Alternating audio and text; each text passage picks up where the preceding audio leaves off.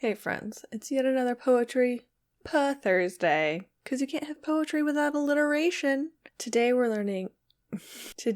are reading Learning to Read by Frances Ellen Watkins Harper.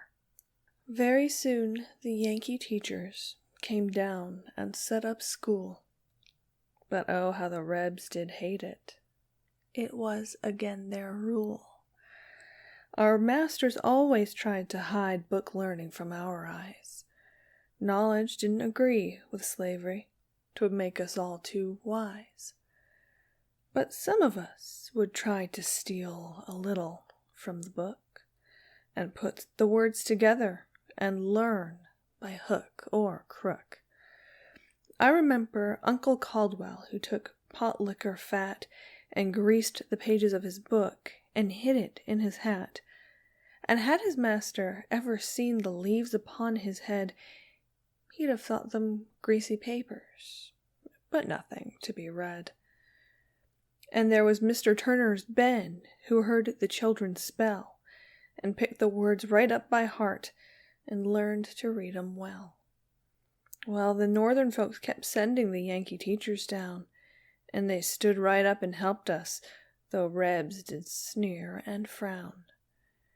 And I longed to read my Bible, for precious words it said, but when I begun to learn it, folks just shook their heads, and said, "There's no use trying, oh Chloe, you're too late."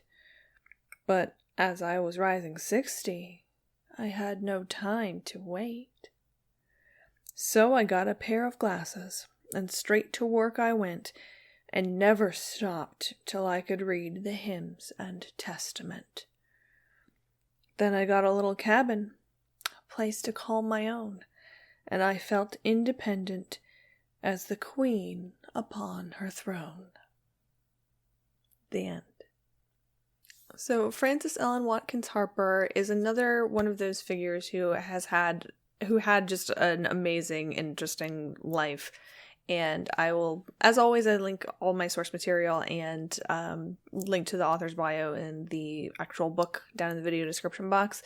But she was born in 1825. She's known as the first African American to have published a short story. She was an abolitionist. She worked for the temperance movement.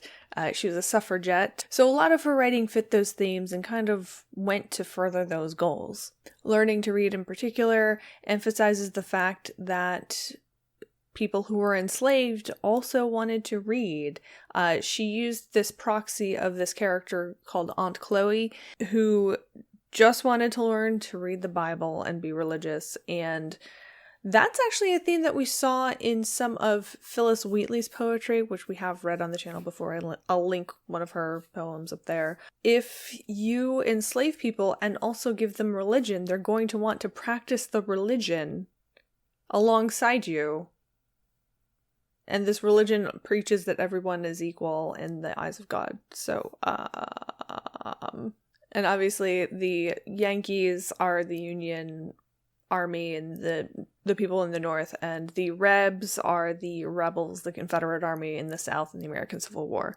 And though obviously it is a very truncated fictionalization of the lengths that these enslaved people did go to learn to read, and for whatever reason, these methods were actually things that they did in some way or another. Hiding books, listening to the children in particular, apparently was a very common way for enslaved people to learn how to read. That's how we teach kids how to read now, is read books at them. They tell you to read, 1,000 by the time they turn 3. It also kind of reminds me of Shylock's speech in Merchant of Venice, where he says, if you cut me, do I not bleed? If you kill me, do I not die?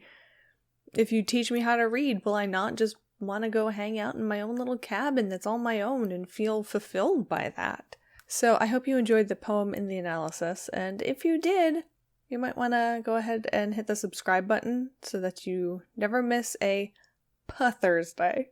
I'll see you guys next time.